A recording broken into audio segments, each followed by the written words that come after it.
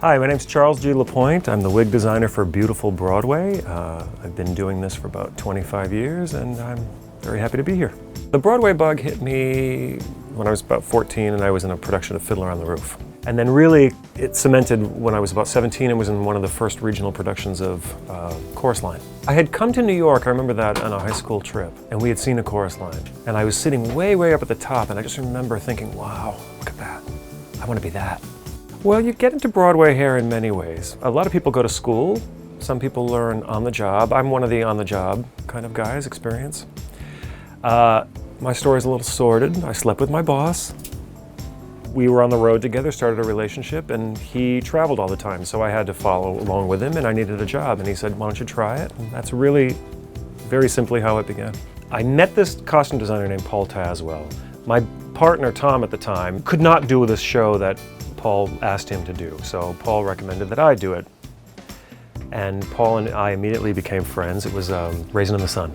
And I was stressed out because I'd never worked with African-American hair before, so I really had to spend a lot of time literally getting caught in the subway staring at people's hair to see how it grew out of their head and trying to figure out texture. When that was successful, or I felt like I'd accomplished something, was when I really started to realize, oh, this is something I think I found something that I'm good at, you know.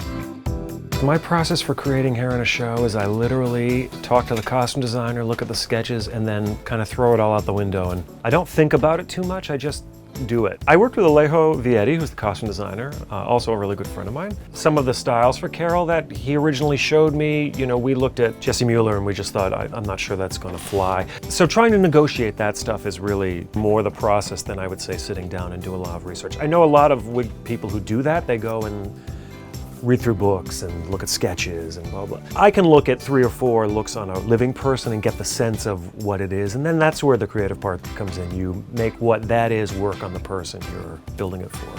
The idea was to get the essence of it more so than the exact person. You know, Jesse Mueller isn't Carole King. Carole King isn't Jesse Mueller. You're not trying to make them that person, but working with her to create an essence. The process really involves just kind of blending the hair, building the cap, doing a head wrap, making sure we have their hairline and their head form so that when we build the wig, it fits their hairline perfectly. So the illusion is always that it's their hair, even though they're wearing multiple wigs in a show. All wigs go through 8 shows a week, which is much more than wigs are generally worn on the street. So 8 times a week, on and off, they go through hell, basically. If you have a really great team, like I do here on Beautiful, those wigs can last a very long time. There is not a show I do that I do not go into it thinking I have no idea what the hell I'm doing. They're finally going to catch me. And then it's suddenly just comes through, you know, in some way it happens. You know. There's a moment when you just know it's going to work. You put the wig on and you kind of hear this swoosh, and it just sits exactly where it needs to sit. I welcome input from the actors because they do have to wear, no matter what I think, they have to wear it. They're the ones who put themselves out there all the time.